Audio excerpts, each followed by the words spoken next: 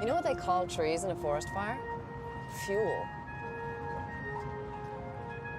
You know what they call the trees left up when the fire goes by? They call them the standing dead. Hey guys, so I saw Wildlife back like a month ago, and I meant to talk about it then, but Christmas and everything kind of just happened and I got really busy. But it's out on streaming now, and I guess there's no better time than now to go through it and share some of my thoughts. So Wildlife, what is this movie and why should you care about it? Well, for starters, it's got a really interesting and unique take on its story. The film follows and is told through the perspective of Joe, a young teen whose parents are going through something of a rough patch in their marriage. Joe, what do you think? Is this a bad idea? Don't ask him, he'll... His dad, Jerry, loses his job, so his mom, Jeanette, picks up the slack and starts finding ways to bring in some extra income, just to try to make ends meet. But instead of being like, "That's great, honey, thank you for supporting me and this family while I work on getting a new job," he gets upset because apparently this is the perfect time to have a midlife crisis. He turns down an offer to get his old job back and decides instead to go with a bunch of guys to go fight fires for $1 an hour, you know, to find himself or something. Oh, yeah, and leave his wife and son alone to fend for themselves. Good job, buddy. This is really where the meat of the film is found. We've got Joe and his mom trying to figure out what to do, and while Joe tries to step in and fill at least part of the shoes his father left behind, Jeanette starts emotionally spiraling out of control. Every bit of bitterness and resentment she's built up over the years towards Jerry comes out all at once, and it gets ugly fast. But this is where the movie does an incredible job of keeping it in Joe's perspective, as he slowly learns just what state his mother is in. She drives them out to where her husband is fighting fires, but instead of trying to say hi, she takes Joe to the actual fire. You had to see what he finds so important.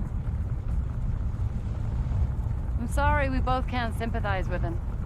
It's the conversation they have driving up to the fire that really hammers home, and I mean hammers, like zero subtlety hammers, what exactly the point of the film is. Obviously, the raging fire is a metaphor for the tumultuous relationship that Jeanette and Jerry find themselves in, but that's not what this movie is about. What happens to all the animals that live out here? They adapt, I suppose. Sometimes the little ones get confused and burn up. Yeah, it's sad to see a forest after it's been burnt to the ground. We've all seen pictures of Yellowstone, and it's devastating the kind of damage a fire can do to a large forest. But what about the devastation we don't see? The animals who died or are simply left without a home, without food, with no way to survive. What about the wildlife?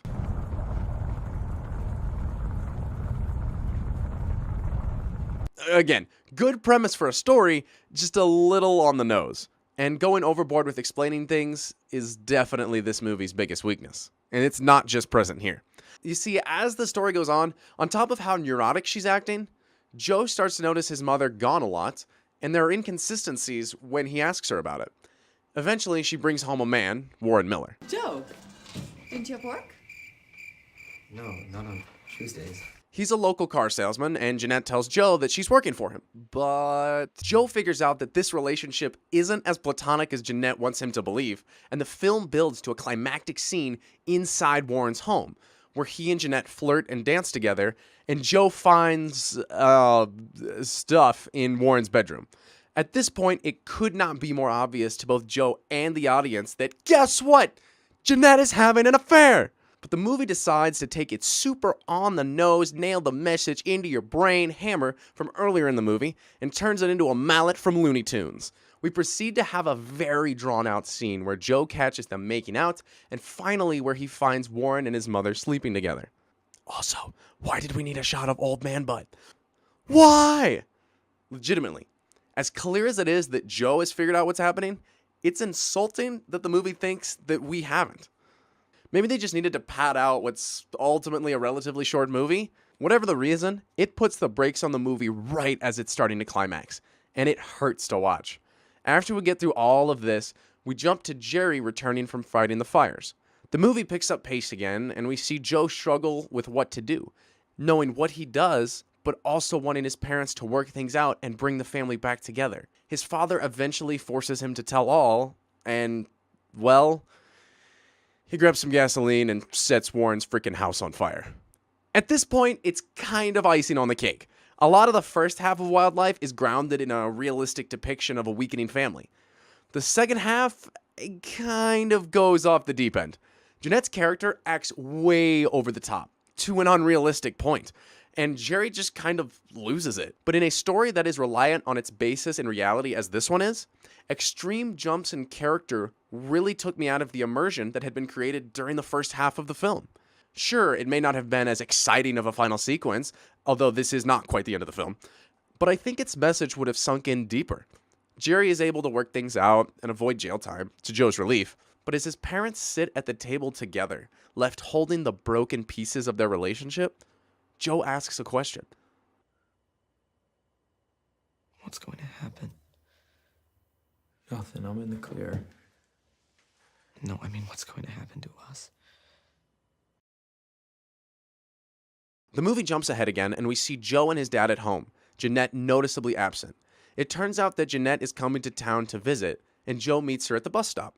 We see the three of them reluctantly eating together, after which Joe takes them to go see the photography studio he works at.